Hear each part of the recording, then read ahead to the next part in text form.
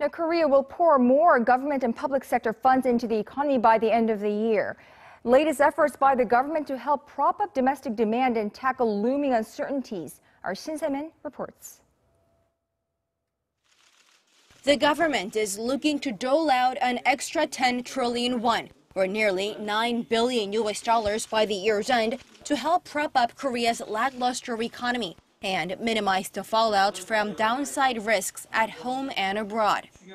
The move is seen as a last-ditch effort, as continuous government action so far has been challenged by unfavorable economic factors.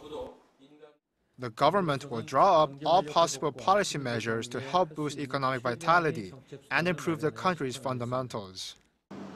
This comes as the government sees growing uncertainties looming from the Hanjin Shipping crisis, walkouts from automakers and railway workers, and the corporate restructuring drive, despite some positive effects expected from an extra budget put into motion earlier in the second half of the year.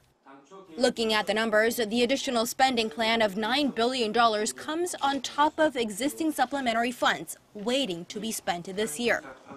The government still has $14.9 billion from its extra budget and stimulus measures to be implemented. And there's now an additional commitment of $5.2 billion in spending from the central and local governments.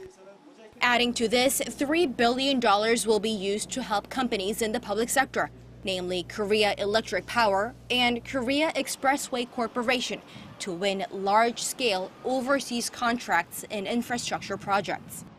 When it comes to boosting domestic spending, the government says it'll find ways to simplify the use of collected credit card points. Last year, roughly $120 million worth of points expired without use, and the government said it will encourage local card firms to make use of the points by converting them into cash or alternative services. But even with the extra push, prospects still look gloomy enough that the country may not be able to reach its annual growth target of 2.8%.